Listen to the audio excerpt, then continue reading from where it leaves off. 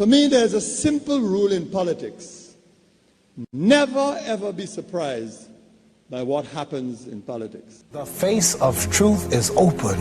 The eyes of truth are bright. The lips of truth are ever closed. The head of truth is upright. The breast of truth stands forward. The gaze of truth is straight. Truth has neither fear nor doubt. Truth has patience to wait. The words of truth are touching. The voice of truth is deep. The law of truth is simple. All you sow, you reap. The soul of truth is flaming. The heart of truth is warm. The mind of truth is clear and firm through rain and storm. Facts are only its shadow. Truth stands above all sin. Great be the battle of life. Truth in the end shall win. The image of truth is the cross. Wisdom's message is its rod. The sign of truth is Christ, and the soul of truth is God. Life of truth is eternal. Immortal is its past.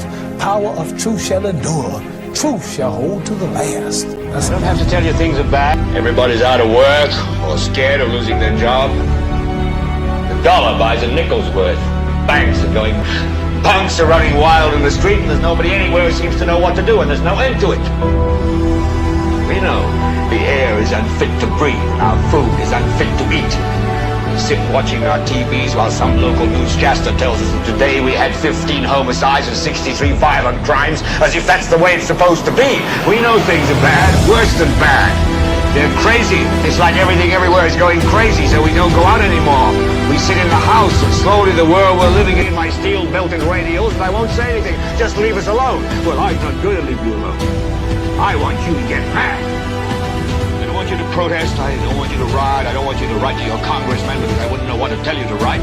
I don't know what to do about the depression and the inflation and the Russians and the crime in the street. All I know is that first, you've got to get mad. You've got to say, I'm a human being. God damn it. My life has value.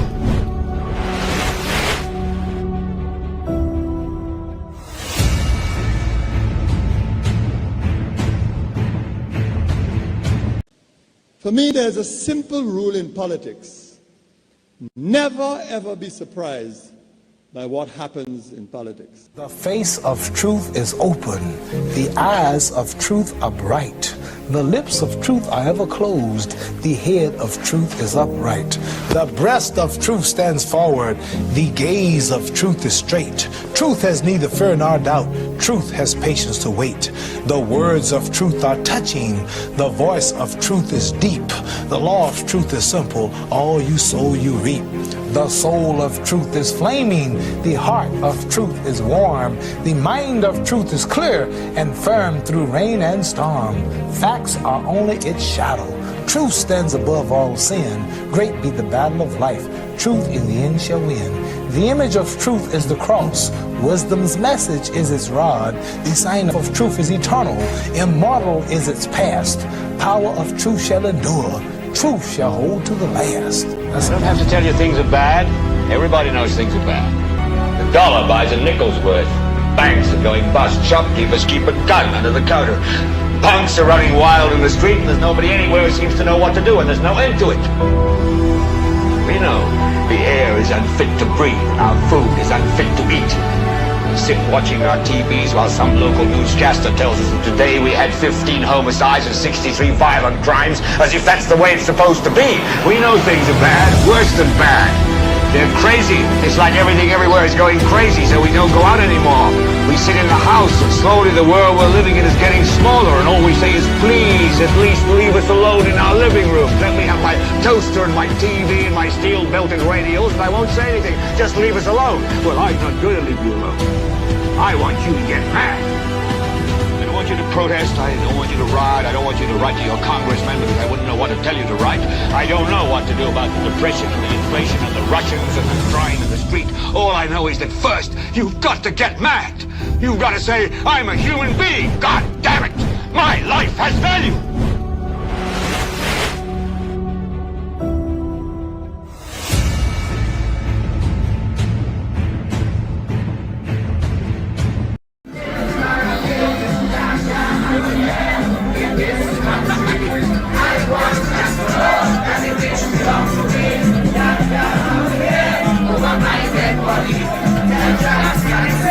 That that's the mood some of us were in about 3 years ago. Yes, 3 years ago, that's the mood that some of us were in St. Lucia, and we were protesting that Cabot project. And what has happened of late? We'll find out during the course of our NewsSpin program as we say hello. Welcome to another edition of the broadcast. We go up until 2 o'clock this afternoon. We'll be taking your calls at 452-2979. WhatsApp calls and messages 716-2026. And, of course, Kimani is there. We'll be going to her from time to time so that she can report on what is happening in the chat room. Just in case you missed my intro, welcome to another edition of the broadcast. And we just played you a clip. St. Lucians protesting the Cabot project nearly 3 years ago and what happened just a few days ago. So, definitely a country that is made of hypocrites. And they have the capacity to believe in something one day, and all of a sudden, a day later, volte-face, in real time, and without shame as well. The people who were protesting the Cabot project, they are the ones who are now in a celebratory mood. They are the ones who are welcoming the soft opening of the Point Hardy golf course at Cabot, St. Lucia. They are the ones who are imbibing the champagne. They are the ones who have put on a brave face and welcome the project and doing the hobnobbing, rubbing shoulders with the employees of Cabot, St. Lucia, the management of Cabot, St. Lucia. You have bankers, realtors, local golfers, and the leadership and friends of Cabot. Oh, how things change quickly in St. Lucia out of convenience. No wonder we have a section of the St. Lucian society that is so skeptical, that's not believing of what politicians say, because we know that politicians have a tendency to say all the appropriate things because it is the right thing to say at a particular time. And so those who are very critical of the project, our patrimony and selling our lands and giving our lands to foreigners, they're the ones right now who are reveling in that soft opening. You can recall that it was just nearly a little over 2 years ago that the NIC was in the spotlight. Because what? Because the NIC decided to provide the Cabot owners, Cabot St. Lucia owners, and the developers of that project a loan. A loan of nearly $30 million. The exact loan, $29.4 million. And this prompted all kind of analysts and people who know about land development and our patrimony to come to the fore and to call the various programs and to make all kind of ad hominem observations, being very emotional, but more than that, being very political in the observations that they were making at the time. And this troubled the leadership of Cabot St. Lucia to the extent they must have said, let me get those people, those hacks, let me get them off my back. Let me settle that loan ahead of time. And this resulted in NIC losing money in the process. Because in the end, the interest was paid, $2.4 million that the NIC got from the loan that was granted to Cabot, $27 million. And so Cabot at the time, out of frustration, issued a press release. And that is of, I think it's of April 2020 or 2021. And it reads, Cabot St. Lucia has announced that the company has repaid the NIC its original loan of $27 million plus interest of EC $2.4 million for a total of $29.4 million. The loan was extended less than 2 years ago. The NIC made the investment in April of 2019 at the time when Cabot closed on the purchase of the Point Hardy land from Scotiabank. 2 years ago, we made a commitment to the NIC and the people of St. Lucia to offer an attractive and secure investment in what would be a world-class golf resort in the Caribbean, which would be managed prudently and would provide a healthy return on investment. We heard and understood the apprehension of many St. Lucians when the news of the arrangement was made public. You know, just to take a break from the release there, or that quote. The Cabot officials were just afraid to say, we heard and understood the convenient comments that will be made by hacks, political hacks. They just stopped short of saying that. But let me continue. We heard and understood the apprehension of many St. Lucians when the news of the arrangement was made public. Today we have repaid the loan in full, including accrued interest. It has been an absolute pleasure working with the NIC. Diplomatic language again. It has been a headache working with the NIC. Maybe that's what they intended to say. So again, going back to that quote, it has been an absolute pleasure working with the NIC. We are thrilled to have delivered on our promise to the people of St. Lucia and will continue to serve the great island economy by creating a significant number of permanent jobs and contributing to its tourism product, announced Cabot's founder and executive chairman, Ben Cohen Dewar. Taking a break again from that press release. So you can imagine what is happening right now.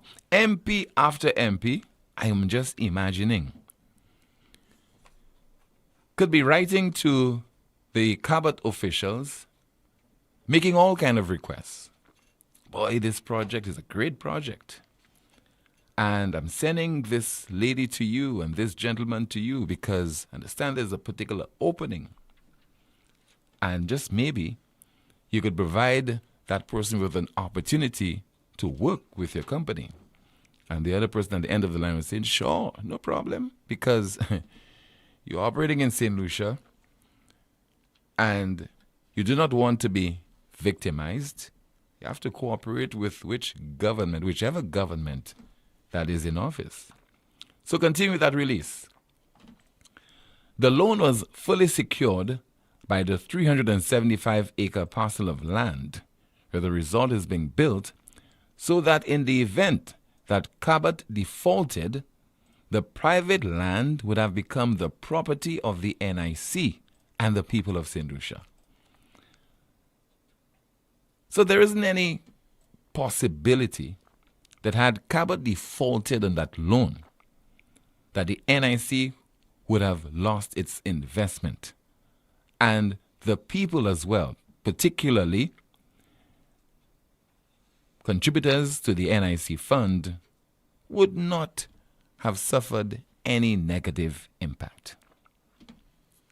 The release goes on.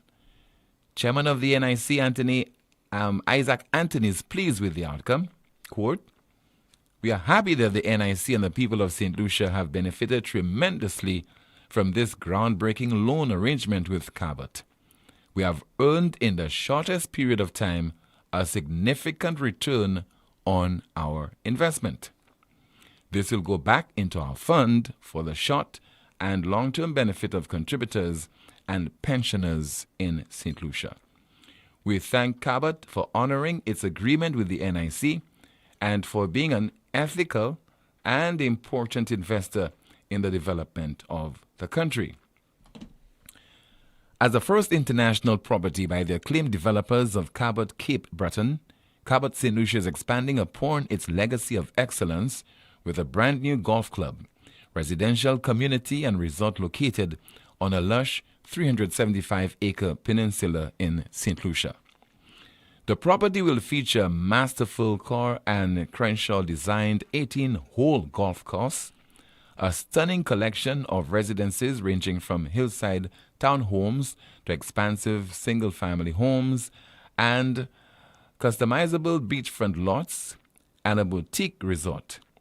Cabot St. Lucia broke ground on Phase 1 of the development in the summer of 2019, and the golf course will open in November 2022. Press release from Cabot. And so, we have a report. And it's all about the soft opening of the Point Hardy golf course. This took place just a few days ago. And those of you watching on Facebook, you see some of the people there hobnobbing, rubbing shoulders, reveling, and some interesting individuals are there as well. Fortunately, we did not see the Prime Minister or the Deputy Prime Minister. For whatever reason or reasons, I get the impression they were not present because the report and the video does not capture them at all in that soft opening. But let us watch and listen right now.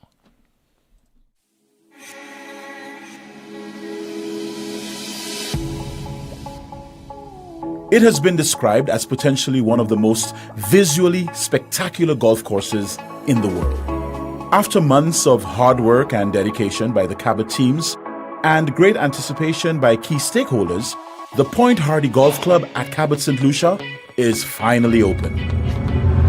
The soft opening took place during a special event which brought together the company's leadership, employees, bankers, local golfers, realtors, officials, and friends of Cabot. Chair of Cabot St. Lucia, Ben Cohen-Dewar, in his speech reflected on the journey that led to this milestone. When I came, I'd looked, as many of you know, throughout all of the region, literally at dozens and dozens of sites for golf throughout the Caribbean, and I'd never been to St. Lucia before I came to look at this site. And when I arrived in January of 2016, I literally walked out to the point that as you drove in today, and some people related as almost feeling like you were driving into the sea. I literally stopped there and got out of the car and I looked around, and my wife Allie, who had been with me in Cape Breton all of those years, said, "This is it. You're going to do this, aren't you?" And I said, "I think we have to." And we'd come and really fall in love with St. Lucia and fall in love with the people. The Cabot chair also disclosed that the first call he made from the Point Hardy site that day was to one of the world's foremost golf course designers, Bill Core, of the legendary duo Core and Crenshaw, who have famously designed some of the best golf courses around the world. In my case, I came and I spent probably close to a week here walking around, and I actually tried to talk him out of it. I said, "Ben, it's spectacular. It's beyond spectacular. But you're talking about building a golf course, and that comes down to people have to play, and it has to be enjoyable. And this is going to be a tall order, given all the elevation change from the upper holes to the coastline. Are you sure you want to do this? This is not going to be easy." And I was teetering right on the edge of just saying, "Ben, you need to get someone else to do this." And I don't know whether it was too many pitones or something, but he convinced me. He said, "You guys can do this. You can do it." And so, long story converted, condensed very dramatically, here we are. Two of the main financial partners for this project are Republic Bank of Trinidad and Tobago and Bank of St. Lucia.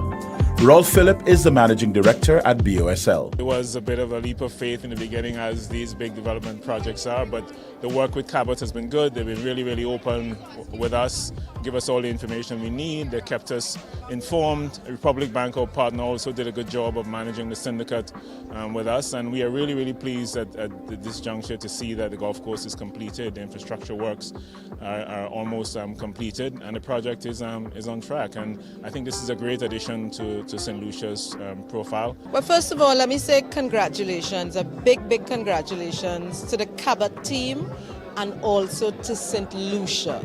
You know, Cabot St. Lucia from day one, when this project was presented to Republic Bank, we saw it as something that was absolutely valuable, that would bring tremendous value to the destination St. Lucia. And, you know, as a financial partner, we were very, very excited to lend our support to this project. Today is a fantastic day for Cabot and for all of St. Lucia with this soft launch. The Vice Chair for Cabot St. Lucia, Christine Thompson, has been integral in seeing the project to where it is today. This is particularly fulfilling because all of this happened during a global pandemic. Having been inspired myself by that vision and the impact that it could have on St. Lucia and the Caribbean at large, I arrived in St. Lucia from Trinidad 3 years ago with my 2 children, our family separated.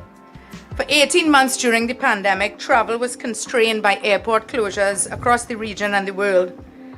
And some of our workers on this golf course didn't see their families for over a year. And while it was a tough time for us all, St. Lucians welcomed us with open arms, inviting us into their homes, social networks, and sports clubs. I will never forget that, and I will never forget you. We've made lifelong friends on this beautiful island, and there are few places in the world where one can find a culture like this. And this will continue to be a treat for all our members in years to come. Perched above the Atlantic Ocean and crafted around the cliffs and valleys of Point Hardy's magnificent landscape, Point Hardy Golf Club offers an unparalleled Caribbean golf experience. Designed more by nature than by man, each hole takes on the unique topography of this incredible site. Course designers Bill Core and Ben Crenshaw have wound the course through lush terrain, over rocky outcrops and along tropical bays and sandy beaches.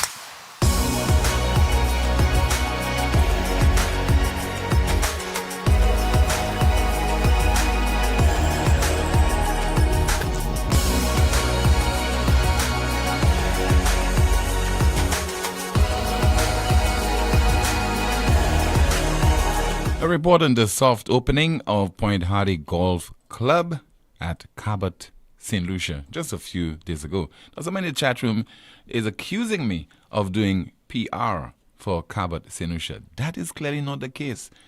I'm just proving a point. How people can be duplicitous, have a position on one occasion, and when they get into office, they have a different position. And criticizing the project before it got off the ground, and now that one aspect of the project has materialized, drinking champagne and having a good time and, you know, reveling in the soft opening.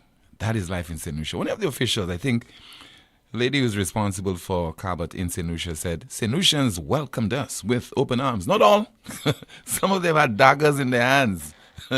Not all St. Lucians welcomed you guys with open arms. And I think you know that. Let's take your calls right now at 452-2979. WhatsApp calls and messages at 716-2026. Good afternoon to you, Kimani. What's in the chat room? Let's see. Someone says the new levy on poor people is to pay for the free services for pregnant mothers. Let me see. Someone says, did I just see someone from the National Trust? Another comment, things that was not good when they were on the opposite side are welcome with open wide arms and teeth out. Let's see, another comment, Cabot got a lifetime deal from Allen and they took it. Someone says, the people have seen right through their lies and deception. These lies and deception will remain etched in the minds of the people. Someone is saying, the question is why Cabot never got a loan from its home bank. Another comment, all of them are claiming that they said nothing against Cabot. They only said things against Allen. But tell me, how do you separate the two? Another comment, the SLP argument is Allen was using our local money to profit Cabot, but this is not the same. But is this not the same for jazz? Our local dollars is used to pay expensive foreign artists. We have a call. Good afternoon. NewsSpin, you on the air. Well, no, sir, I'm not calling early this time. Yes, so and you called this time, so that means you have about 7 minutes before we take our commercial break. Go ahead, Rick. Oh. Go ahead, Rick. You can always call back. But go ahead. All right, thank you. Chairman, first of all, I will just make a complaint and then I will call back. My complaint to you, my dear friend, is how come you carried all those tapes and videos and perhaps the most adventurous, the most dangerous of all you never carried. Which one is that? When I took on Christine from Cabot to explain to St. Lucia the ins and outs of how Cabot got to St. Lucia, how her company got to St. Lucia. Remember that? You want to talk, yes. 2 hours on talk, when nobody would touch it. We will talk about that when I call my second time around. Okay, Rick. Thank you. Thank you so much. Looking forward to that exchange. 452-2979, WhatsApp calls and messages 716-2026. Kimani, back to the chat room, and if there's anything worthy to report on. Someone says, we need more activities, more entertainment pubs for locals. How many St. Lucians go in there to golf? We need go-kart racing, bowling, play parks, etc. for young people. What's there to do in St. Lucia? Let me see if I find any more comments. Someone says, Timothy, wouldn't it be simpler to just add back the 2.5% on VAT? What will be the cost of managing and policing this new tax? Will it be worth it? And is it what we would be paying VAT on the 2.5%? Would it actually be 2.5%? Let's see. Another comment. Someone says, well done, Alan Michael Chasney, the former Prime Minister of St. Lucia, who was beaten by this Labour government who chastised and persecuted him for this great project for our people and our country. 452-2979, we have a call. Good afternoon, you're on the air. Hello? Hello, good afternoon. Okay, we'll lose that call. WhatsApp message. Someone from outside should call to comment on the hypocrisy of those who opposed the Cabot project. With all the fear-mongering about borrowing the US $10 million from the NIC, bringing bus loads of people, especially from the Castries Central area, to sing bus loads of about the project misinformed, shouting, Jack, don't want me to bathe on my beach, etc. Now, the same people who vehemently opposed the Cabot project during the United Workers' Party administration, including the National Trust and Archaeological Society, raising alarm about desecration of the burial site and bones of our ancestors. We heard the like of then Senator Adrian Auger alluded to how the loan to Cabot would threaten the solvency of the NIC. They are all today drinking champagne and taking photos and hobnobbing with the management of Cabot, toasting saying, Cabot cares, at a soft opening. Really? That was our WhatsApp message. Let's go back to a clip, a reminder of what transpired nearly 3 years ago when people were protesting against that project.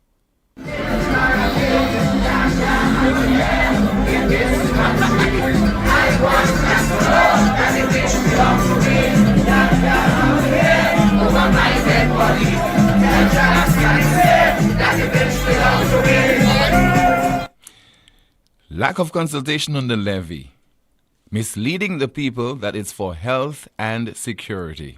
All that and more coming up on NewsSpin as we continue the broadcast on Power 97.9 FM. We are also on YouTube and our NewsSpin Facebook page. One of the biggest events for St. Lucia's Carnival has returned. Rum Bucket Waterland. More water, more paint, more foam. Sunday, 16th July at Gaiety Grounds from 11 p.m. Small coolers will be allowed, but no ice, no chaser. Must be 18 and older to enter. ID will be checked. Your ticket outlets are Steve's Barbershop and all the sell outlets. Rum Bucket Waterland. That's when we reach the waterfront. We doing whatever the hell we want. Get Get ready for more water, more paint, and more foam. Sponsored by KFC, Digicel, and White Oak. It all started with a penny. For over 85 years, we have invested in our farmers, fishermen, people, and our country. When we were called to serve, we were here. We understand what is valuable to our people and our country. That is why we support all industries, including tourism. We are the bridge towards a brighter future and economic growth. When our people, government, and businesses called upon us, we were here. 85 years later, First National Bank St. Lucia Limited is here for you. Lazarus's Funeral Home is here for you. Lazarus's Private Cemetery offers a peaceful resting place for your loved ones. With tranquil settings, visitation, and reflection, we believe in the compassionate care of all our departed loved ones. Lazarus's Private Cemetery, let us help you create a final resting place. Make it special. Make it Lazarus's Funeral Home, your friend in a time of need. Payment plans are available for tombs. Call us in Vidboutet at 452-7491 or in New Dock Road, VA4, 454-6555. Lucilec aveti ou pour point précaution durant saison cyclone ça là. Mi un petit commission qui kaywen de ou protéger la vie ou ek propriétaire ou. Kouye Lucilec avant ou trim et ben couper pied bois qui poué ligne électrique. Veillez pour ligne courant électrique avant ou monter l'échelle. Fait assurer l'échelle, scaffold et bout d'outil ou ka servi pas vini moins qui 10 pieds hors ligne courant électrique. Pas jamais servi appliance et ben outils qui ka servi courant électrique. Des wall côté qui mouillé et ben en la pli. Ça c'était en commission hors Lucilec.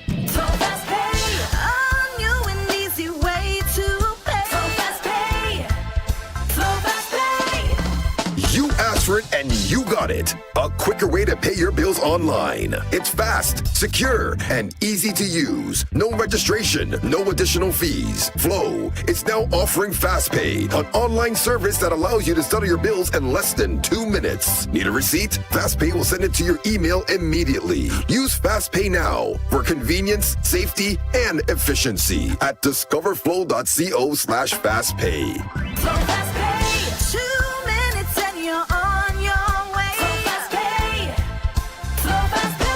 Flow is keeping you connected. Night Meds is your dependable neighborhood pharmacy. You'll notice that upon entry, you are greeted by caring professional staff, attentive to your every need. Your prescriptions are always treated with a high degree of confidentiality, and we pride ourselves on providing speedy, efficient service. We carry a wide array commonly requested over-the-counter products, and our prices are very competitive. We offer blood pressure testing, blood sugar, and cholesterol testing. We're open to fill your prescriptions Monday to Saturday from 8 a.m. to 8 p.m. Come visit Sadu's gas station on the Miku Highway or call us at 572-6840 or WhatsApp 461-6840 for more information. Night Meds Pharmacy. We are your community med store. Glass Supermarket continues to be your family-oriented local supermarket which spares no effort to affordably bring you the world. Trust Glass. For quality and friendly service. Trust Glass. For daily excellent specials and fantastic prices. Trust Glass. For the best quality bread. Check out Glass for your delicious French pastries and meals. Also, you must know that Glass caters for your special occasion with these quality French pastries and cakes. Be sure to earn points on your Glass card as we say thank you for your support, St. Lucia. Glass Supermarket, contact number 452-8814. Automotive art is a place to start. Automotive art is a place to start. Yeah, look. check. We got a wide range of products that are automotive and do-it-yourself supplies if you got a moment. Smart staff that'll always know it. Got rims and tires from trucks to high performance to off-roading. Start here, tools, batteries, oil, and car care.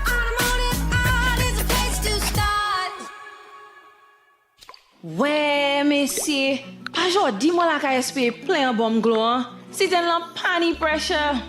Moi ni tank, moi ni glow, me money pressure. Ou sav sa moi besoin? A pump. Ça c'est bêtise. Moi ka aller ko Europa. Yo ni tout pump pour toute condition. Qui pour kay, qui pour business. Yo ni pli mer pour pump set ici. Yo ka ranger pump aussi qui besoin service. Brand pump yo c'est Léo. Pump ça c'est major. I bon tout bonnement. Tant si ten mois actuellement. Gloka Fonte. Visitez Europa à Massad Gozile. Les mots au téléphone 452 0763.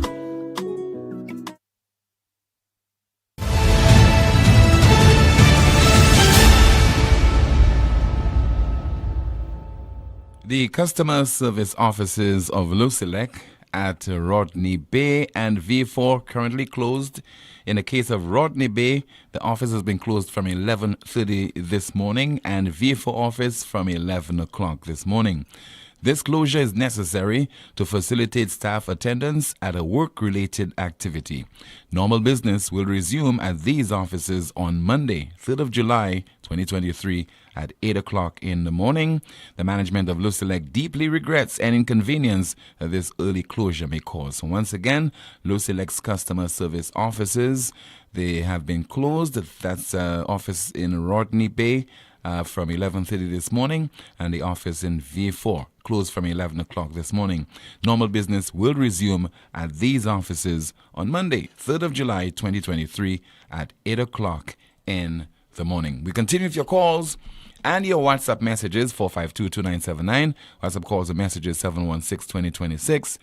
And the chat room, your comments, Kimani will be going through them from time to time. But quite apart from Cabot, we should have realized that, the government was up to something, like we speak in St. Lucia, up to something, When there was this reluctance on the part of the Prime Minister to come clean, to clearly state out that these are the items that will attract the 2.5% levy, and to spell it out. The other area of concern is for government has been talking about transparency and consulting the people of St. Lucia.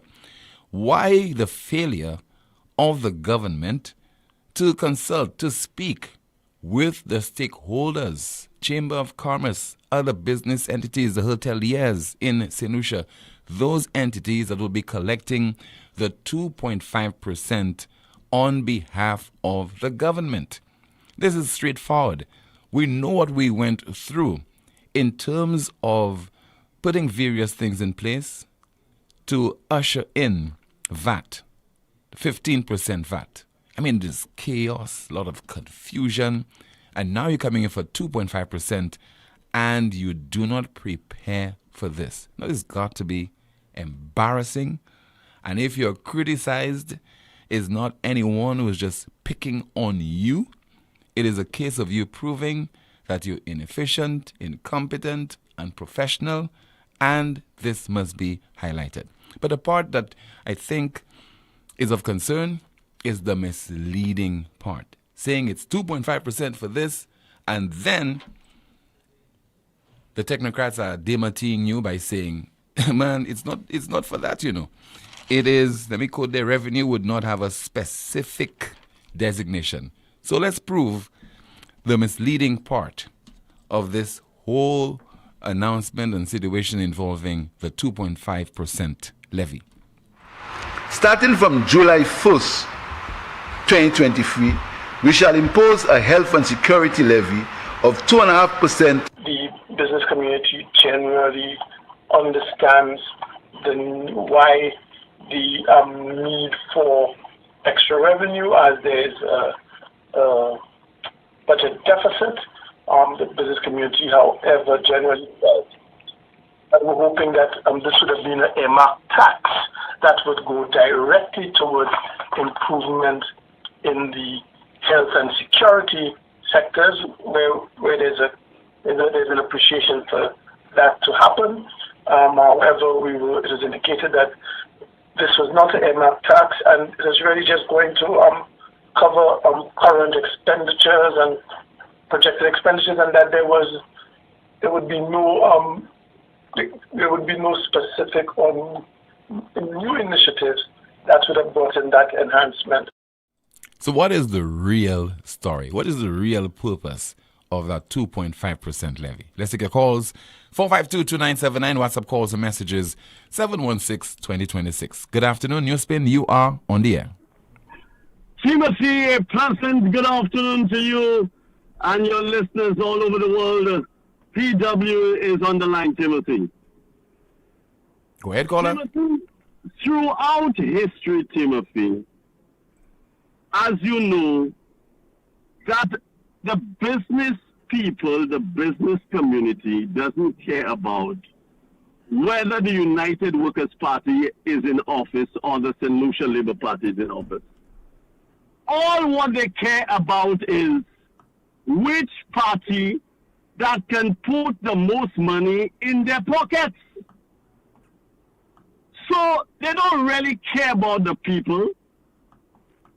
There were battles between even the English and the French, where the plantation owners, when they consider that either the French or the English would put more money, which one of them would put money in their pocket, they supported whether it was the English or the French that would put more money in their pocket, Timothy. And as you know, Timothy, the SLP went on a rampage criticizing Alan Shastney about the Cabot project, you know, and a lot of people in St. Lucia drank that Kool-Aid, and they were on the Casabah beach, you know, trying to put Marjorie, you know, in the whole mix of things and say, you know, that they were supporting Marjorie and Jack don't want me to bathe on my beach. And now they are enjoying the fruits of Alan Shastney and the people that were supporting him, Labour. You know, they're right now enjoying the fruits. You know, a lot of business people in St. Lucia, Timothy, they don't care about the middle class or really the poor people in this country. All what they care about is who can put money in their pockets. And I'll tell you, the NGOs have joined them. You understand? We get no support from the NGOs anymore. We get no support from the unions have joined them. All of them are on the business people's side to take as much from the underprivileged and the poor people of this country. When a party comes into office, we all know that it is the SLP supporters to make money. When the UWP comes into office, it is the UWP supporters to make money. This is how it goes. But people have to remember that the poor and the underprivileged and the middle class is in the majority, and not the business people. The business people are not in the majority. So what we have to do as the middle class and as the underprivileged to put people in there that are in our interests. Look at it. Our democracy, not just in St. Lucia, but all around the world, has been tainted and manipulated in the United States. What you have? You mean of all the brilliant people in the United States, you have Joe Biden and Donald Trump? Let's continue to focus on St. Lucia. Thank you so much for calling, sir. Let's move on. Our politicians are the happiest people in this country. You know what? They did nothing, and all of a sudden, they get to handle millions of dollars, which, as far as I'm concerned, they are not qualified to handle. St. Lucians, wake up. While you're struggling to pay your bills, these politicians are busy gallivanting all over the world, enjoying life, and you are screwed. Let's see if we have another WhatsApp message. Somebody says there, Tim, I would like to suggest maybe Mr. Wayne can have a public reading of Animal Farm. I think if most St. Lucians were to read that book, their eyes may just open a little more. And let's see, another WhatsApp message.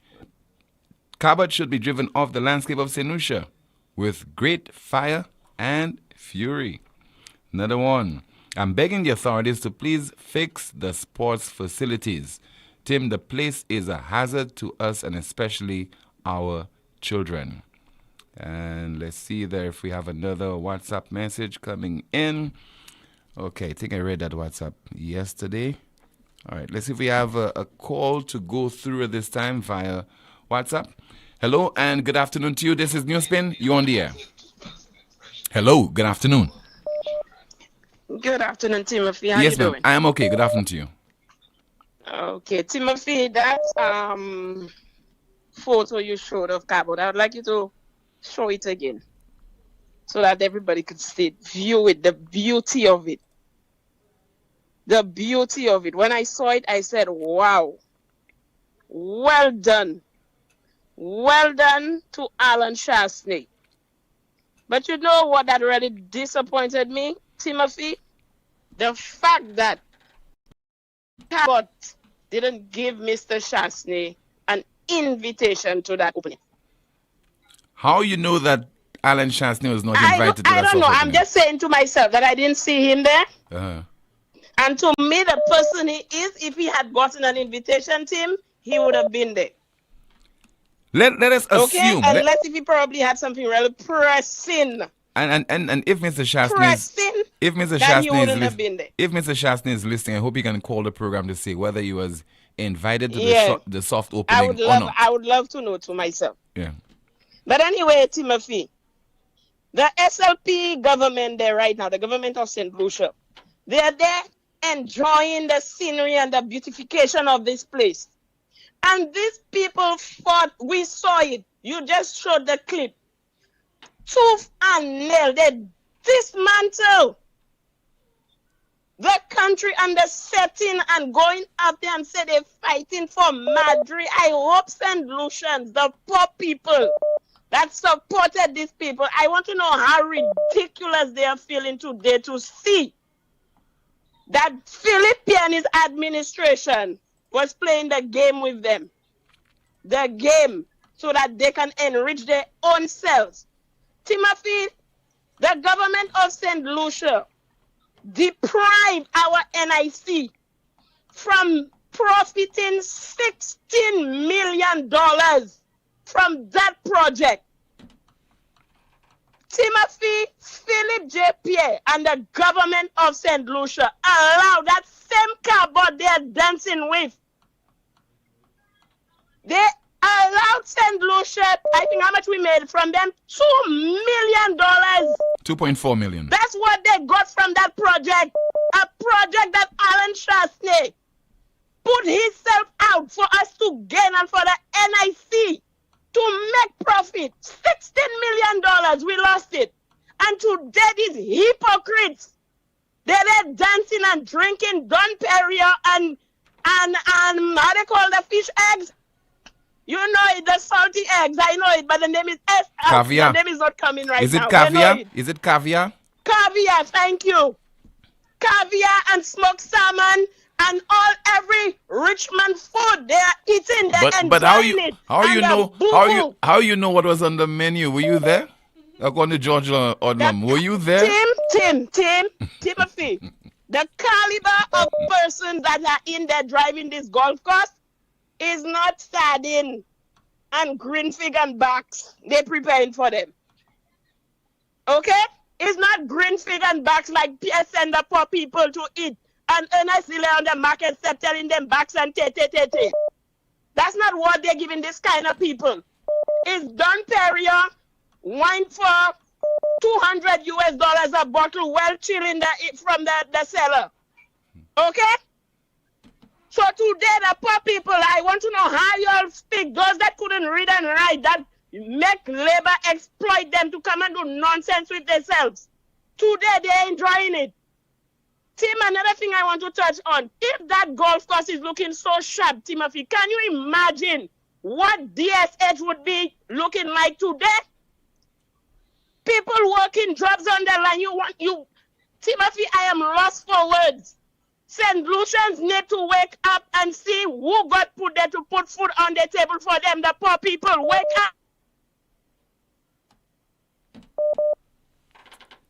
I suspect we've lost a call. Okay, thank you so much for calling, ma'am. Let's see if you have another call. Good afternoon. This is NewsSpin. You're on the air.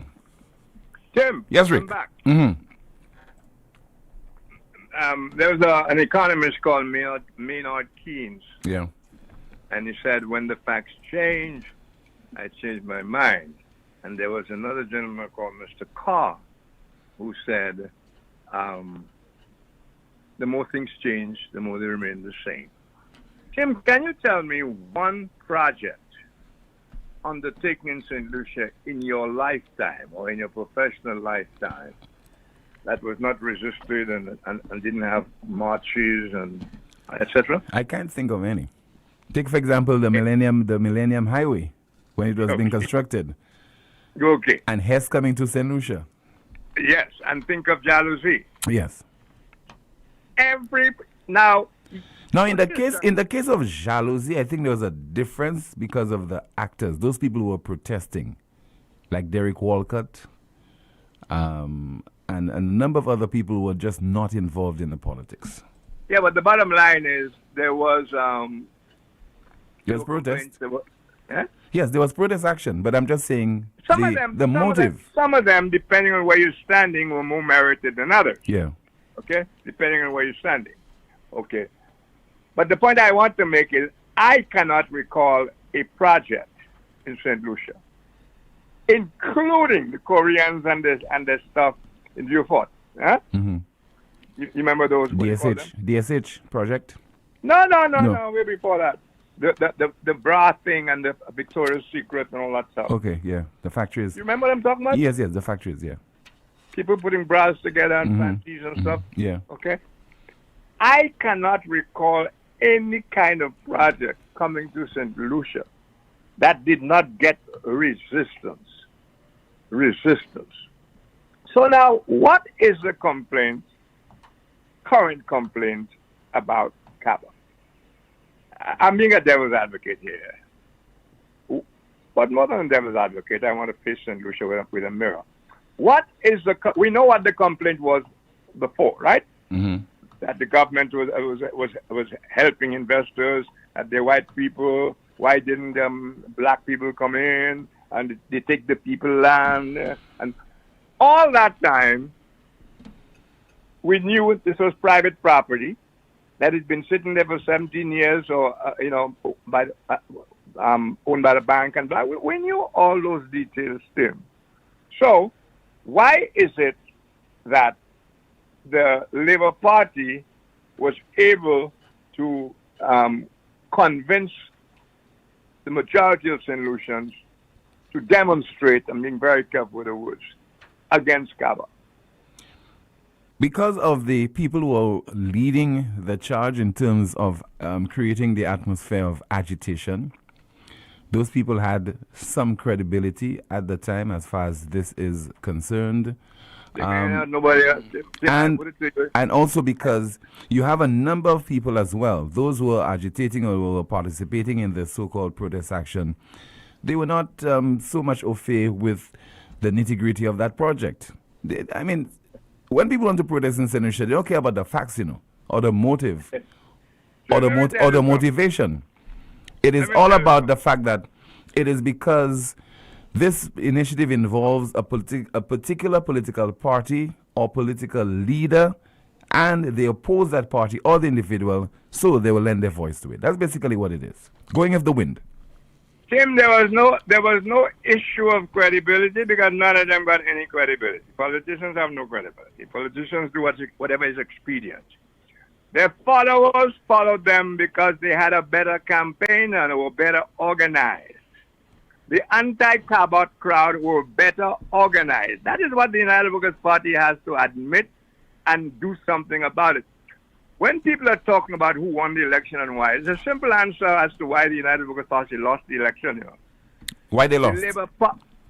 The Labour Party campaign was far more effective. It was effective. I think the icing on the cake, though, was the defection of Stevenson King. You think Stevenson King thing happened just before this election? No. Stevenson King was in the pot from the motion of no confidence. But many people were not aware of it. So at the last moment, that was the icing on the cake, Rick. Yeah, but those who knew, it was important to them that they knew, and they were setting the campaign along those lines. And those who didn't know would pay the price, because they ought to know what's happening in their own camp. Yeah, but you're talking about, yes, I agree. But you're talking about the majority of the people who did not know. They're the ones who ended up going to the polls and voting against the United Workers' Party. How is it so many people knew? And so, what is it in St. Lucia that half the country will know and half the other country, rest of the country will not know? That doesn't make much sense. So, Rick, you knew that King would have defected to the SLP, and you didn't bring that story? I couldn't break that story. In fact, I was quite disinterested in that campaign, But let's not make me the issue here, because no, I cannot live, but that's not the time for it. Maybe you can bring me on and pepper me with questions one of these days. But Rick, had you known, you would have made that disclosure. I think so. I didn't know. Well. I didn't know, but there was major suspicion that things were not okay. In fact, here's how I knew. When I interviewed King on my program, the first question I put to him was, do you feel betrayed by what happened? And the whole St. Lucia remembered, yes, I feel betrayed, etc. And he told me why. And I said, I understand. I said, will that interfere with you working for it? Oh, he said, no, I'll work for the country. But right there, openly, the man said he felt betrayed by Alan Chasney and those who supported Alan Chasney against his leadership. Now listen, Rick, let me add something to that. Why should I care if I'm removed from the leadership of a political party and that party ends up winning in 2016? I mean, you're so drunk on power, you so want to be the leader, that even when you're replaced and your party wins, you still fretting over this? Well, your argument is wrong, Tim, because it is obvious that King was not going after power. King was going after revenge. Because if King was going after power, he would be seeking to be prime minister again. What was more important to him was revenge. Okay? And that's why he said he felt betrayed. So betrayed has nothing to do with power, wanted power. There's no evidence that King acted the way he wanted because of power. King acted the way he acted so that Alan and his party would be out of office. So King acted out of revenge for what he felt, that the harm he felt had been done him. But more important, these are good subjects for discussion, Tim, but your program doesn't allow for it. It does allow for it. It's just that you have a disagreement. I don't mean about our disagreement, I'm saying to you, these discussions need to take place. And they do take place, Rick. Outside of your contribution, they also take place on the program. Well, all right. I wouldn't argue about our favorite program. I wouldn't argue about that. It does take place. But I'm saying to you, what exactly is the complaint now about Cabot? I'll tell you what the complaint is. The complaint is that the Labour Party benefited from the project of Cabot, and the United Workers' Party did not. How they benefited? Well, they're in office and they're with Cabot and everybody's singing and everybody is in harmony. So it's not benefiting to me, it's hypocrisy coming straight to the fore. Well, you're entitled it's hypocrisy. You are entitled to that morality. If you're entitled to that, they are not interested in hypocrisy because politics is hypocrisy personified. Okay? So what they are interested in is they use this thing to get Alan Chasney out of office and to get themselves in office. Their campaign was far obviously more effective. I mean, where were all those people who knew details? The only person who showed up and deserved great credit at the worst of times was that woman from Trinidad who was fronting for Cabot, This woman came out there and answered all questions. You would think there were no questions left unanswered. She answered everything from the bank to how they got in there to whether Alan Shastney helped them to what. She answered every question I put to her. And the lines were open for people to question her, and there was not one rough question to the lady. Okay? So what I'm saying to you now, these people come here, Tim, and what I'm going to sound, this sounds horrible because it's horrible. People like Cabot and other such entrepreneurs, they come here knowing how the natives will behave, you know, and I use the word natives deliberately. They have the experience. They know how the natives are likely to behave. They even come prepared for the natives, Tim. We have to look in the mirror. I think you're correct on this. I used to receive from the States a magazine regarding corruption in governments and so on and so on. And regularly it was pointed out that entrepreneurs came to these islands, Iraq and places like that too, Africa, with their corruption money on the side, Tim. Yeah. And that is the nitty-gritty. It's not church. It's a vicious thing running government, period. And we must not fool people. Cabot is not interested in Alan Shastney Prime Minister or Philip Pierre Prime Minister or who Richard Frederick is. They don't give a damn. They simply want money for their shareholders and will be good business people at turning a profit for their shareholders. Even if once in a while they have to play music for the natives to dance to. Even if it has to say that we have made friends for life. Even if it is to say we are in the people, they invite us to their homes. I wonder how many people in Dennery or Labrie have had the pleasure of Cabot personnel being invited to their homes.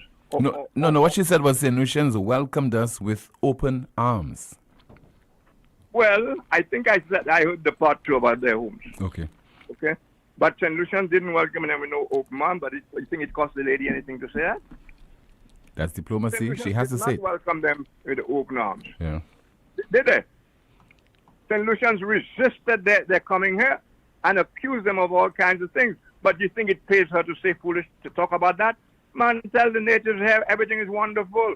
At the end of the day, we have a beautiful golf course, and you can come and dance, and you can have a soft opening. But don't put it on Cabot only. It happened to Jalousie. It happened almost every project. Kenny Anthony was absolutely against Jalousie. But at the time, he was not a politician, Eric. Yeah, he was a politician. He was part of the Sledak group. He was a politician, yes.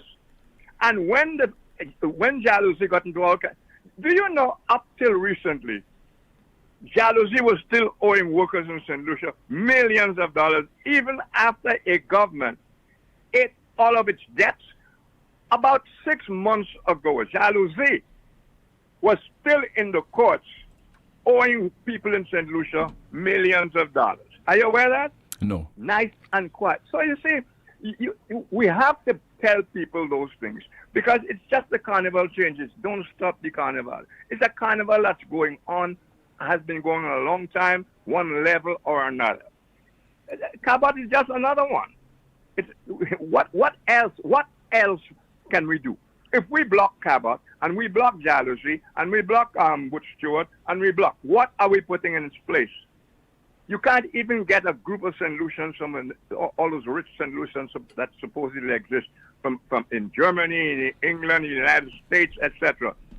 So we know all that, and yet still we fight those projects when we're in opposition because we are selfish and malicious, vindictive as well. It's the DNA.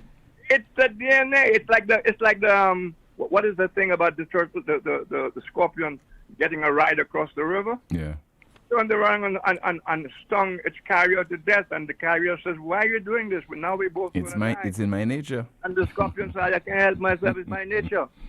But it really is embarrassing, really. If we look at ourselves in the mirror, beggars, and as usual, 4 or 5 profit because they have the avenue for profit. When you think about it, regardless who's in office, because that doesn't change, it's character that makes a difference. You know how much money there is possibly to be made under the table on CIP? Or from people running away from Russia? You know how much money is there to be made? Just think in terms of that company that is now taking care of business for the passports. Magnify that to CIT. Look at how that business is profiting from the almost nurtured incompetence of the passport department. Is somebody deliberately holding back the passport situation to make it bad so that the likes of, what you call it, basket, whatever? Was that a briefcase? Briefcase. Mm-hmm. So that the likes of briefcase can prosper? We have no evidence not. We have no evidence the contrary. Why do you think investigations are not going on? How many women have called you regarding the accusations regarding the sexual harassment? It's almost off your radar, already getting off. No one has spoken. No one has raised the issue. Exactly. But we'll be hearing from Fortuna Belrose in just a moment. Imagine a female. You see, and Fortuna Belrose. Somebody asked me what I thought of what she said. What she thought was great. It would have been even greater still had she spoken like that as a senator about that topic that has always afflicted us, Tim. You know how many rapes and murder rapes we have on the books unresolved? Dozens. A lot. Yeah, a lot. You hear anybody talking about that? You know how many people are crazy because they were raped and frustrated. They could do nothing about the fact that some well-off guy or some highly placed official raped them badly and they had to pull out the case or run away. You know how many women there are like that? You know what that kind of frustration does to you? I was talking to you recently about a young man being talented and whatnot, and to have all his ambitions snuffed out for whatever reason. How frustrated that young man can be, and that's how we create the criminals and the guys on the block and the guys who pull a gun and say to hell with that. You ever try to enter the mind of a 14, 16, 17-year-old with a pistol facing the SSU? It's happened here, you know, Tim. Yeah. A guy with a pistol taking on the SSU. You think the guy is thinking about death? That's the furthest thing from his mind. And I have interviewed people in that situation. That's why I talk to you about that. Okay, let's hear from Fortuna Belrose. All right, Rick. Thank you. Have a great afternoon and a pleasant weekend, sir. I know you could go on and on and on and on, but we need some other content, okay? All right, let's hear from Fortuna Belrose, speaking at a press conference yesterday of the opposition, UWP, on the allegations of sexual misconduct at the Royal St. Lucia Police Force. Allegations. To protect the interests of its members who are police officers and who are responsible for the security and safety of the people of St. Lucia. So if the workers of the police department are not safe, then who really is safe in St. Lucia? Our police officers should always be made to feel comfortable in the workplace. We cannot play games with this institution because failure to deliver to them can have devastating consequences for our country. It's further compounded by the fact that the Minister of Home Affairs is also the Minister of Gender Relations and the Minister for the Public Service. It begs the question, continuez, continuez. The domestic violence bill was enacted on March 8th, 2022, with pomp and ceremony. The Prime Minister and the Minister for Home Affairs made several pronouncements about citizen security. Victims of domestic violence were reassured that the government cared and that systems were being implemented to hear them. It was therefore shameful and in potis to hear the minister asking the victims to go to court. Fortuna Belrose of the opposition United Workers' Party. We have a whole lot more in store for you during the course of our NewsSpin program. The broadcast is on Power 97.9 FM, also on YouTube, as well as on our NewsSpin Facebook page. Exceeding your expectations is what we strive for at Lazarus Funeral Home. Losing a loved one isn't something you can foresee. Since the beginning, affordability has been one of our priorities. Every day we're proving that burials don't have to be expensive. If cost is a factor in your time of bereavement, call Lazarus Funeral Home. We have coffins starting at $800 plus taxes. Nothing can cause more disappointment than poor quality. Help us help you keep your last memory of your loved one sacred. Make it special. Make it Lazarus Funeral Home, your friend in a time of need. Located at Bibliotheque Castries at 452-7491 and New Dock Road V4 at 454-6555. Introducing the new LuSelect Virtual Service Desk, where one click is your access to every service. From my account to streetlight reports, requests for payment arrangements to settle arrears, change of name and address. Easy online forms give you access from anywhere and at any time. Every service you need at your fingertips. Go to our website, luselect.com, and click on the Virtual Service Desk widget. LuSelect's Virtual Service Desk. Every solution at your fingertips. It all started with a penny. For over 85 years, we have invested in our farmers, fishermen, people, and our country. When we were called to serve, we were here. We understand what is valuable to our people and our country. That is why we support all industries, including tourism. We are the bridge towards a brighter future and economic growth.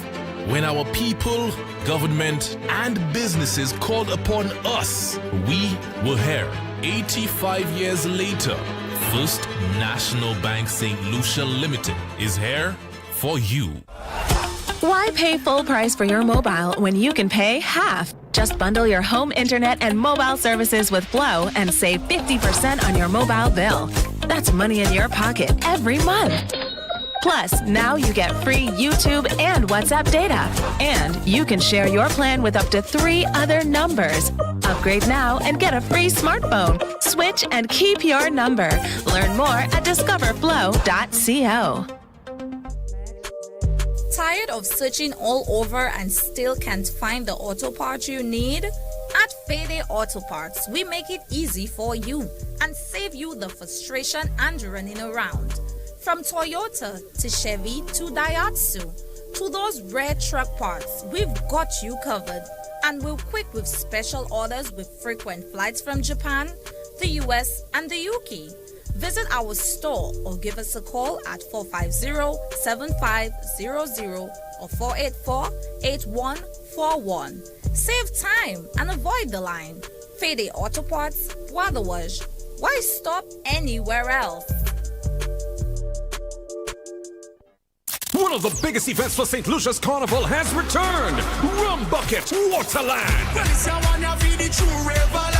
More water, more paint, more foam. Sunday, 16th July at Gaiety Grounds from 11 p.m. Small coolers will be allowed, but no ice, no chaser. Must be 18 and older to enter. ID will be checked. Your ticket outlets are Steve's Barbershop and all the Cell outlets. Rum Bucket Waterland. That's when we reach the waterfront. Doing whatever the hell we want. Get ready for more water, more paint, and more foam. Sponsored by KFC, Digicel, and White Oak. Glass Supermarket continues to be your family-oriented local supermarket which spares no effort to affordably bring you the world. Trust Glass. For quality and friendly service. Trust Glass. For daily excellent specials and fantastic prices. Trust Glass. For the best quality bread. Check out Glass for your delicious French pastries and meals. Also, you must know that Glass caters for your special occasion with these quality French pastries and cakes. Be sure to earn points on your Glass card as we say thank you for your support, St. Lucia.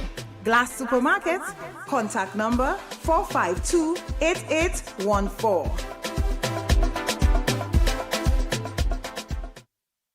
Plastic Solutions, catering to all your commercial and domestic plastic and paper bag needs. We also manufacture printed and non-printed plastic bags. Located on the cul-de-sac Bexo Highway, Plastic Solutions is an environmentally friendly company because of its high standard plastic recycling process. For orders and inquiries, please call 758-451-5577 or visit us on the cul-de-sac Bexo Highway.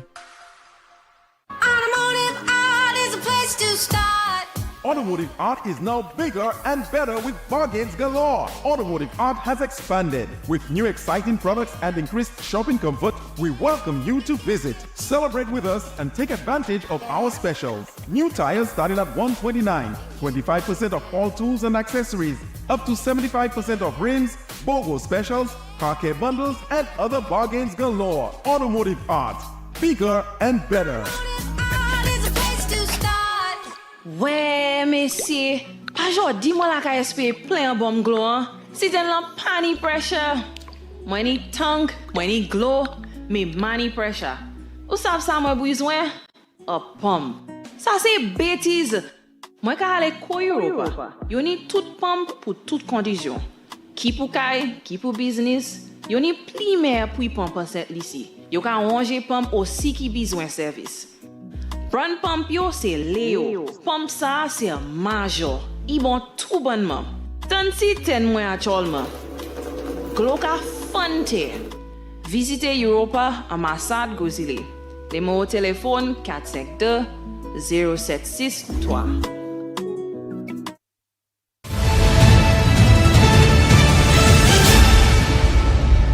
Good afternoon to you. This is NewsSpin. You're on the air. Hello. Hello. Tim. Hi, good afternoon to you, Mr. Guy Joseph. How are you, sir? Not too bad, Tim. By the way, condolences to you on the death of your mom. Thank you very much, Tim. We are managing well enough in the circumstances. So. Okay. Tim, I still listen to NewsSpin despite my feelings at the moment because that's the only news program I listen to that keeps me updated on current events in St. Lucia. And it's not just from the newscast, but more so from the callers of NewsSpin, who you have a very wide range of callers. But Tim, there are so many disturbing things happening in this country today. I intend to highlight just two things quickly. Mm-hmm. One is what's happening at the airport today. Tim, have we gotten a clear explanation from SLASPA or from the government as to what is happening at the airport since the storm on last week, Thursday? Nothing in depth. Nothing in depth. And nobody sees that there is an issue. Can you imagine if there's an emergency situation, even to fly somebody to Matnik overnight, to be able that you have no takeoffs or landings at the airport at night time? If a plane is in distress and wants to use St. Lucia for an emergency landing in the night, not even that is possible. And our government have not seen it fit to give a proper explanation as to what is happening. And what could be so wrong at the airport that after a week, you could get something from China, from Japan, from anywhere in the world in a week. If the lights are bad at the airport, nobody can get that done. And how much of a storm did we have, Tim, that took out the airport?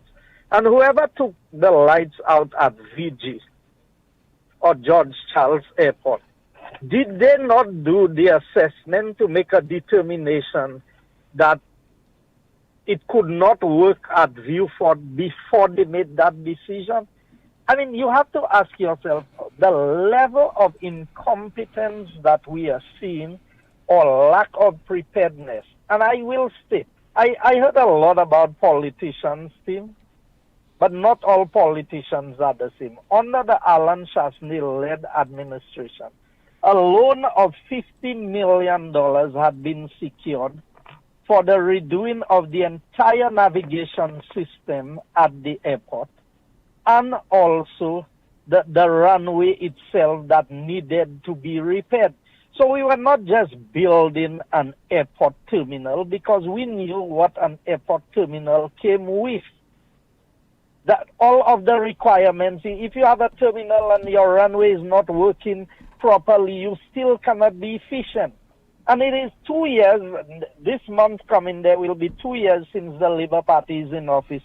And the projected time for completion of the works at the airport was about 2 years. So had they not stopped these works, and there's one common denominator in all of this thing, and I will give you a series of events. So the airport project, who was in charge? Stevenson King under the United Workers' Party government. The Millennium Highway that is dragging on slower than snail speed, the same person is in charge. The Rodney Bay Road, which has been stopped and for more than almost 2 years now, nothing is happening there. Same minister. And the same minister, you now have a prime minister who was in charge of airports before. And you have a minister who is in charge of airports who was a prime minister. And it shows you the level of incompetence. And I know usually all politicians are put in the same bracket, but fortunately, all politicians are not in the same bracket. Because I bet you, if I was Minister of Communications and Works at this point in time, St. Lucians would know what is happening at the airport, and by now the matter would have been resolved. What is it rocket science to get proper lights for the airport? How long does it take? You tell me a place like Miami don't have any lights for the airport? That if a set of lights go bad or something, you can fly an engineer here overnight. You have flights coming in every day and get these matters resolved. Team, the Labour Party wanted Stevenson King, who held them in shafting the UWP, but he's now shafting Labour as bad as he shafted the UWP. Because all the things that are under his control, he came out. He was the one who said that how disappointed he is on the works at the Millennium Highway, but he's the minister responsible. So they are not seeing that there is a high level of incompetence, not just with the government, but with him and his ability to get anything done at any point in time. That is one thing. St. Lucia's reputation is being damaged. You know how many people cursing up this country today because they missed their flights, they got there, their flights were cancelled, they have to be transported back to hotels, flights have to change their time in the UK to get here and to try and get back here before it gets dark. In 2023, Tim, when I used to go to Dominica many, many years ago, you could not land after 6 p.m. because there were no lights at the airport. Can you imagine that this is where St. Lucia finds itself today? And whatever we call the storm happened last week, Thursday. Today is Friday of the following week, and we cannot get an explanation. I believe that some of this equipment at the airport have outlived its usefulness. We've had flooding at the airport, team. I was minister during Thomas. The airport was under more than 3 feet of water. Nothing went bad. And I'm not saying things will not just go bad. That happens. Everything can be worse. But why is it taking the country so long? It is costing the airlines. And will they ask for a refund? Because what reputation are we establishing for ourselves? That is one thing. Number two, I wanted to deal with the 2.5 and the statement made by the chamber. But I will call another program with you, Tim, maybe next week, and go into greater detail. But you see this statement, I've never heard a more nonsense statement than the statement by the chamber. The chamber is saying they understand the government needs money. All governments need money. But you see, the chamber does not give a damn about the people of St. Lucia who cannot eat. Because if their profit margin is 10%, Tim, think of it. If the goods go up by $3, that is 30 cents more they are going to get, because don't think they're dropping their profit margins. So the higher the price of the product, the higher the level of their profit. So when the president, or what is he? Executive Director. Executive Director. Executive Director comes out on the eve, I am telling you what my opinion is on that thing. He came to give the government an alibi for not being able to implement it in June. Because don't tell me that this in tax July. has been in July. This tax has been in the discussions in St. Lucia from the day the Prime Minister made the announcement in the budget. Did we ever hear a word from the chamber? 2 days before the implementation of, or a few days before the implementation, you come out and say, oh, you think it should be in January and it should be this. That was just to give the government an alibi. And these fellas are working in tandem with the government to squeeze the people of St. Lucia. And I'm afraid that it is shameful that an executive director of a chamber would come and speak as an extension or an arm of the government of the St. Lucia Labour Party. I don't think that's what Brian was doing. I mean, to be fair to him, I think he was speaking on behalf of his members following that stakeholder consultation. The chamber always... Telling me, no, that statement was made Mr. by Joseph, the Prime Minister in April. I'm just saying to you, the chamber always speaks on behalf of its members, not on behalf of the public, not on behalf of consumers, on behalf of its members. I am telling you on this occasion, Tim, he was not speaking on behalf of his members. I believe he was speaking on behalf of the government. Well, I disagree with you. What is your, well, Tim, you're free to disagree with me. What is your responsibility? Is today government running deficits? Governments have always been running deficits. So 2.5% will cover the deficit. So if you feel that government should cover its deficit through taxing the people rather than managing the economy more effectively. But you see, Tim, that doesn't affect these fellas. The people who coming out and speak, they can buy bread to put on their table. But there are many hungry families in this country who cannot buy bread to feed their families. And they are the ones who are feeling this pain. So when Mr. Peter King makes his statement and say he doesn't think that it is that much, well, you think, so any tax in this environment is going to squeeze the people, the average St. Lucian, because it is going to have an impact on everything. So I'm saying to you, Tim, these fellas need to know that when they come and speak, people can understand what is going on. We can understand, we can see for ourselves that what is being said there is to the detriment of the people. And it is to the benefit of the chamber. Because like I told you, you go, Tim, you will see the calculations. And I will come with some goods and by how much they will go up. And you will see that the chamber will benefit. Okay, sir, to be continued. Okay. All right. Thank you so much, Joseph, there from former government minister, Mr. Guy Joseph. Let's hear now from Mr. Angus Jean-Baptiste. He is the chairman of the United Workers' Party constituency group for Soufrière Font Saint-Jacques, and he is responding to certain allegations that were recently made. I don't know if we have it, Mr. Angus Jean-Baptiste. Let's see if we could get this going. No, we don't. Okay, so... All right, so my apologies to you. So we'll endeavor to play that clip, if possible, on Monday during our NewsSpin program. Let me turn my attention to our NewsSpin news of the day. Australia's budget surplus swells to $19 billion due to surging tax revenue. Australia's budget surplus swells to $19 billion due to surging tax revenue. Quick comments from the chat room, Kimani, before we conclude.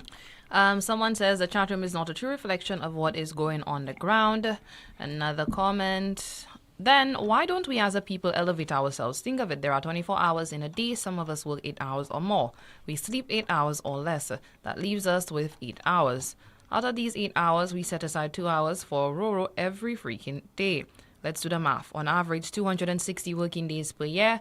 260 days times 2 hours gives us 520 hours. 520 hours times 5 years equals 2,600 hours, which equates to 188 days.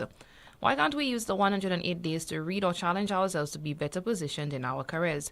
Thinking out loud. Another comment, there is no complaint with Cabot. It has always been an excellent project from the beginning and will continue to be so. Let's see. The Labour administration did the same when Sir John was developing Rodney Bay. Another comment, Rick, but please point out that with every opposition to major developments in St. Lucia, the developments are being undertaken by UWP with SLP protesting every single one of them. Shall I continue? No. Let me just read one WhatsApp message. I'm not against levies. However, the introduction of the 2.5% health and security levy on goods and services demonstrates that the government has lost its focus and ability to implement a sound economic management strategy, which plays a critical role in managing our economy and producing growth, stability, and prosperity for all St. Lucians. This decision is purely political. The government realized there was insufficient revenue to support their budget and decided to impose a levy or tax on the people to fund the budget. This will further increase inflationary pressures, making purchasing essential items more expensive for St. Lucians. The levy will impact the business sector's financial performance.